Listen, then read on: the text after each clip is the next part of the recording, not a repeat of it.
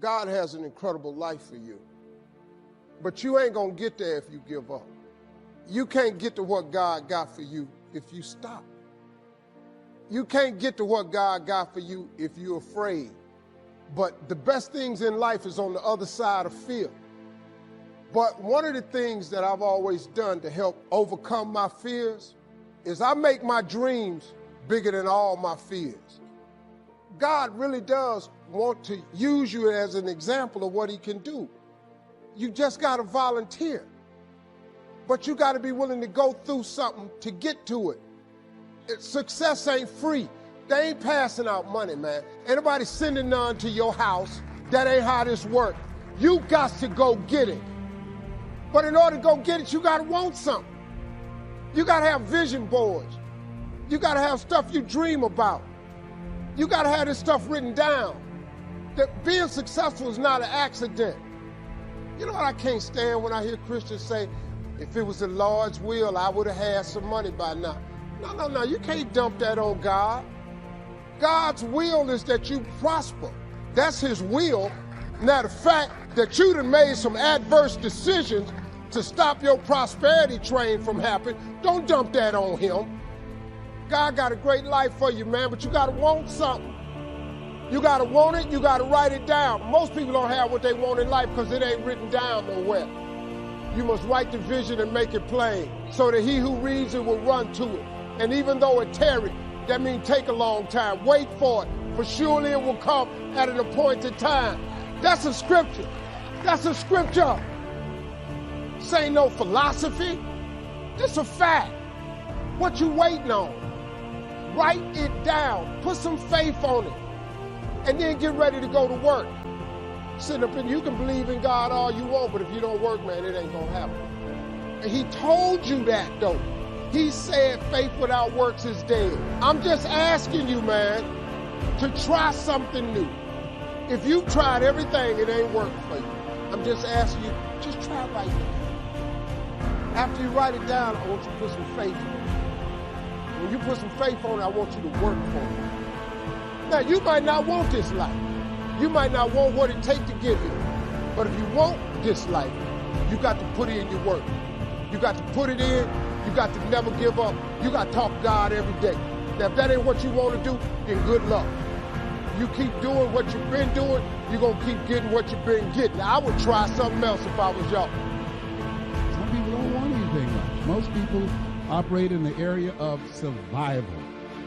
Now, but there are some people who that just surviving is not enough. I believe that there are three types of people in life. There are winners, there are losers, there are winners who've not discovered how to win yet. And these individuals, it's something about them that drives them, that they will invest in themselves. They go to seminars and workshops and lectures, and they're seeking, there's something in them that says, I can do better than this. That there are people who would be glad to be where they are and would be happy, but they're not. I was reading a story about George Bernard Shaw, who was a very brilliant man in his day.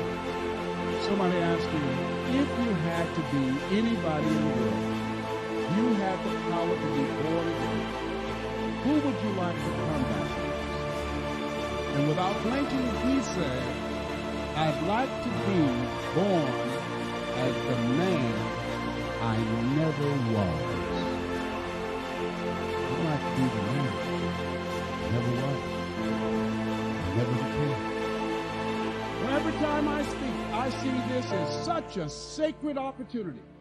Sometimes I think I'm dreaming, because when I look back on my life, this Les Brown that you see was in bondage for so many years. Didn't come out till late in my life. In bondage with fear. I wanted to do what I'm doing.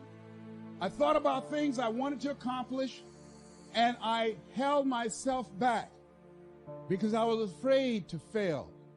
I was afraid that I would embarrass myself. I was intimidated by people who had college degrees.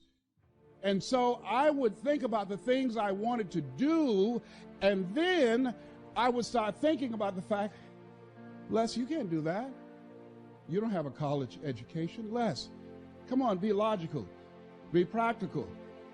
Oh, yes, I know people told you you have a gift of gab and you have a nice personality and you're funny and you make people feel good and you make them laugh, but you become a speaker, train and teach people and motivate people to do something you've never done?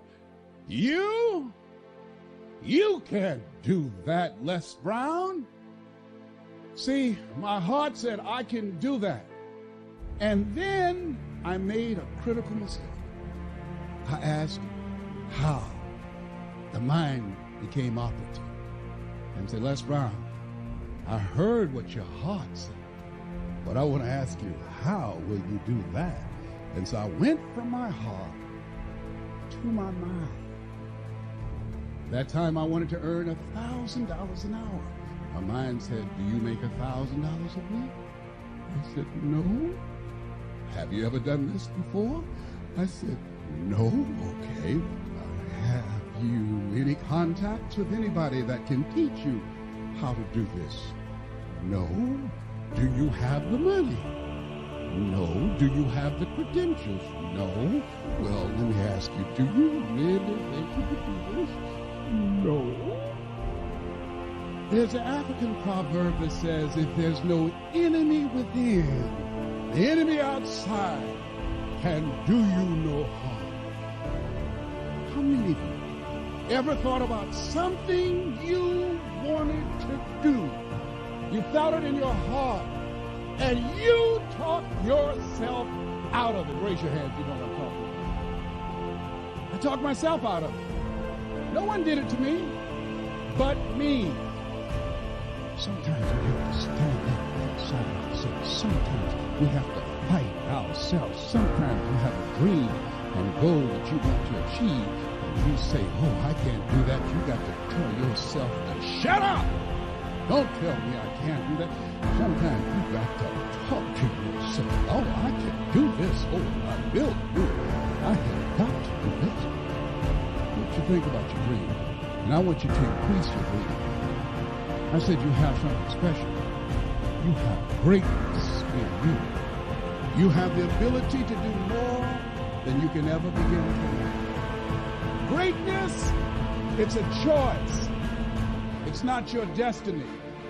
Most people, ladies and gentlemen, go to their graves living a life of mediocrity.